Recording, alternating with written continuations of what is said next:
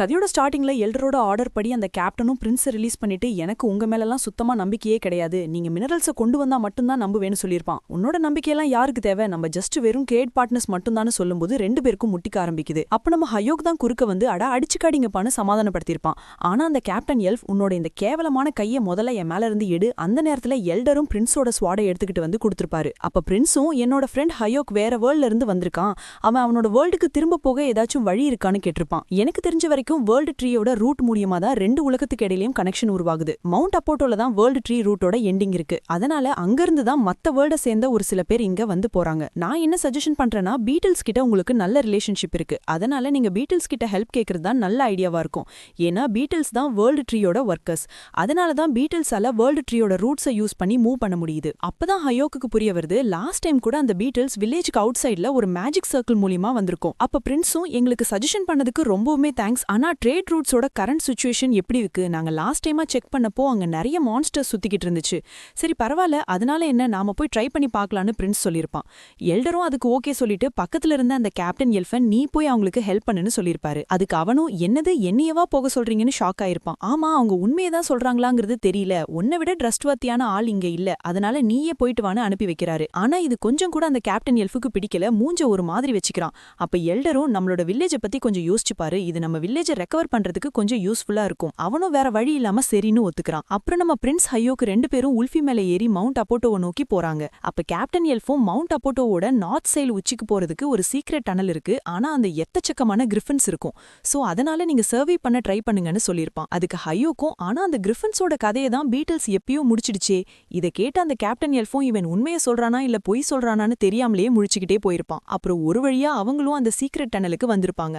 அப்ப அந்த எல்ஃபோட கேப்டன் இது ஒரு காலத்துல வேர்ல்டு ட்ரீயோட ஒர்க்கர்ஸ் யூஸ் பண்ண பாதை. அப்ப பிரின்ஸும் வேர்ல்டு ட்ரீன்னு சொல்றீங்களே அதெல்லாம் உண்மையா, அதெல்லாம் நான் ஒரு கட்டுக்கதைன்னு நினைச்சுக்கிட்டு இருந்தேன். இத பார்த்த எல்ஃபும் கடுப்பா இருக்கும். வேர்ல்டு ட்ரீயோட தூசு கூட சமமில்லாத உங்கள மாதிரியான ஆட்களுக்கு இது புரியாதுன்னு சொல்லியிருப்பான். அப்ப திடீர்னு அந்த இடமே பிரைட்டா ப்ளூ கலர்ல க்ளோ ஆக ஆரம்பிக்குது. என்னன்னு பார்க்கும்போது அது நம்ம ஹயோக்கோட ஸ்வாடு தான் க்ளோ ஆக ஆரம்பிச்சிருக்கும். அப்ப அந்த எல்ஃபும் அந்த ஸ்வாடை தொட்டு பார்த்துட்டு ஷாக் ஆயிருக்கும். ஏன்னா இது வேர்ல்டு ட்ரீயை பராமரிக்கிற ஒரு காடோட டிவைன் இன்ஸ்ட்ருமெண்ட். அது மட்டும் இல்லாம இது வேர்ல்டோட பேலன்ஸை மெயின்டைன் பண்றதுக்காக காடாலேயே கிரியேட் பண்ணப்பட்ட ஒரு வெப்பன் தான் இதுன்னு சொல்லியிருப்பான். அப்ப ஹயோக்கும் இது அமேசிங்கான ஸ்வாடுன்னு எனக்கு தெரியும், ஆனா இது ஏன் இப்ப க்ளோ ஆகுதுன்னு கேட்டிருப்பான். எனக்கு தெரிஞ்ச வரைக்கும் இந்த கேவுக்குள்ள ஏதோ ரொம்ப பெரிய டேஞ்சர் இருக்கு, அதனாலதான் இந்த ஸ்வாடு அதை சென்ஸ் பண்ணிருக்குன்னு சொல்லியிருப்பான். அப்படியே கட் பண்ணி இந்த பக்கம் ஸ்கெலட்டன்ஸுக்கும் நம்ம ஹண்டர்ஸுக்கும் இடையில ஒரு பயங்கரமான சண்டை போயிட்டு இருந்திருக்கும். என்னதான் ஹண்டர் ஸ்குவாட் நல்லா சண்டை போட்டாலும் அங்க எக்கச்சக்கமான ஸ்கெலட்டன்ஸ் வந்துகிட்டே இருந்திருக்கும். அப்ப சிவப்பு மண்டையும் இப்படியே போனா வேலைக்கு ஆகாதுன்னு லாவா வேவுங்கிற ஒரு பயங்கரமான ஸ்பெல்லை கேஸ்ட் பண்ணி அட்டாக் பண்ணிருப்பா. அந்த அட்டாக்ல அங்க முன்னாடி இருந்த ஒட்டுமொத்த பிளேஸுமே லாவாவால கவர் ஆயிருக்கும். அதுல அந்த ஸ்கெலட்டன் மான்ஸ்டர் எல்லாமே எரிஞ்சு சாம்பலா போயிருக்கும். இத பார்த்து டீம்மேட்ஸ் எல்லாருமே ஆடி போயிருப்பாங்க. அப்ப சிவப்பு மண்டையும் செம மாசா இந்த லாவா கூல் ஆகிற வரைக்கும் வெயிட் பண்ணலான்னு சொல்லிருப்பா. அப்ப சியோவும் உனக்கு பின்னாடி ஏதோ வருதுன்னு கத்தும்போது சிவப்பு மண்டையும் திரும்பி அதை பார்த்திருப்பா. அது ஒன்னும் சாதாரண மான்ஸ்டர் கிடையாது, அது ஒரு டிசாஸ்டர் கிரேட்ல இருக்கக்கூடிய ரெவனன்ட் கிங். இதால ஒட்டுமொத்த ரீஜனையுமே தனியா அழிக்க முடியும். அப்ப சிவப்பு மண்டையும் நான் என்னோட கண்ணால பாக்குறது உண்மைதானா, இது ஒரு ரெவனன்ட் கிங்கான்னு ஷாக்கோட பாத்திருப்பா. மத்த டீம்மேட்ஸ் எல்லாருமே பின்னாடி வந்துருன்னு கத்தும்போது அந்த மான்ஸ்டரும் அதோட ஆக்ஸ வச்சு அட்டாக் பண்ணிருக்கோம். ஆனா அந்த அட்டாக்க சியோ உள்ள பூந்து தடுத்திருப்பா. என்னதான் அந்த அட்டாக் அவ பிளாக் பண்ணாலும் அந்த அட்டாக்கோட இம்பாக்டுக்கு வால்ல போய் மோதிட்டு கீழே விழுந்திருப்பா. மறுபடியும் அந்த மான்ஸ்டர் சிவப்பு மண்டையை அட்டாக் பண்ண போகும்போது வெள்ள மண்டை தான் குறுக்க பூந்து காப்பாத்திருப்பான். அப்ப சிச்சுவேஷன் மோசமா போறத பார்த்த ஓரிகாமியும் அவளோட பேப்பர் பிளேன் ஸ்கில்ல யூஸ் பண்ணி அதோட விஷனை பிளாக் பண்ணிருப்பா. அந்த கேப்ல சியோவை அந்த ஹீலர் பொண்ணும் ஹீல் பண்ணிட்டு இருந்திருப்பா. ஆனா அந்த மான்ஸ்டர் அதோட ஆறாவை ரிலீஸ் பண்ணதுக்கே அந்த பேப்பர்லாம் அங்கேருந்து பறந்திருக்கும். இத பார்த்த சியோவும் இந்த மான்ஸ்டர் ரொம்பவுமே ஸ்ட்ராங்கா இருக்கு, என்ன பண்றதுன்னே தெரியாம முழிச்சுக்கிட்டு இருந்திருப்பா. அப்போ சியோ முன்னாடி சடனா சிஸ்டம் விண்டோ ஓபன் ஆகி உங்களுக்கு ஒர்க்கர் பிளெஸிங் கிடைச்சிருக்கு, அவளும் என்னன்னே புரியாம பாத்திருப்பா. அப்ப 100% மூவ்மெண்ட் ஸ்பீடு, அட்டாக் ஸ்பீடு 50%, அது மட்டும் இல்லாம விண்ட் ஆஃப் விக்டரின்னு சொல்லப்படுற ஒரு பாசிவ் ஸ்கில்லும் கிடைச்சிருக்கும். அது மூலியமா எனிமிய 3 டைம் அட்டாக் பண்ணும்போது அந்த அட்டாக்கோட டேமேஜ்ல 7% ஹெல்த் ரெக்கவர் ஆகும்னு போட்டிருக்கு. அப்ப சியோவுக்கு இங்க என்னதான் நடக்குதுன்னு ஒண்ணுமே புரியல.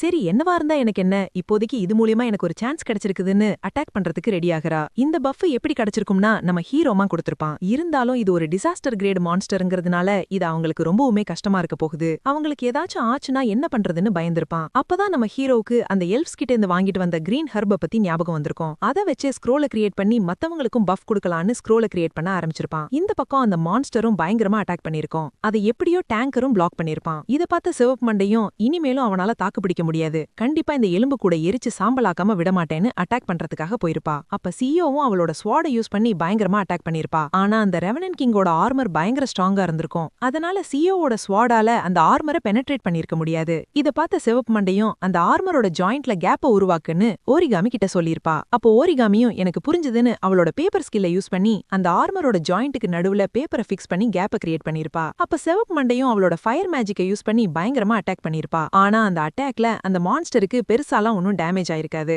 அப்ப சியோவும் அவளோட ஸ்வாட் ரேம்பேஜ் ஸ்கில்ல யூஸ் பண்ணி பயங்கரமா அட்டாக் பண்ணிருப்பா. ஆனா அந்த மான்ஸ்டரோட ஆர்மர் ஸ்ட்ராங்கா இருக்கிறதுனால அந்த அட்டாக் அது மேல ஒர்க் ஆயிருக்காது. ஆனா அந்த மான்ஸ்டர் திருப்பி ஒரு கவுண்டர் அட்டாக் பண்ணும்போது சியோலாம் அங்கிருந்து பறந்து தெரிச்சிட்டு போய் விழுந்திருப்பா. இத பார்த்த டீம்மேட்ஸ்லாம் ஆடி போயிருப்பாங்க. அப்ப நம்ம ஹீரோவும் எசன்ஸ பே பண்ணி ஸ்க்ரோல் மூலமா மொத்த டீமுக்குமே பஃப் கொடுத்திருப்பான். ஆனா இது ரொம்ப நேரம்லாம் தாக்கு பிடிக்காது. இப்ப இருக்க ஒரே ஹோப் அது சிவப்பு மண்டதான்னு பாத்திருப்பான். அப்ப சடனா லைட் ஸ்பீட்ல ஏதோ ஒன்னு வந்திருக்கும். என்னன்னு பாக்கும்போது அது நம்ம உல்ஃபி தான். அதுவும் வந்து அந்த ரெவனன்ட் கிங்கோட ஆர்மரை புடிச்சு கடிச்சிருக்கும். இத பார்த்து அந்த ஸ்கெலிட்டனே ஷாக் ஆயிருக்கும். அப்ப ஹயோக்கும் செம்ம மாசா வந்து அந்த மான்ஸ்டர் அட்டாக் பண்றதோட இந்த சாப்டர் முடியுது கைஸ். நெக்ஸ்ட் வீடியோல பார்க்கலாம்.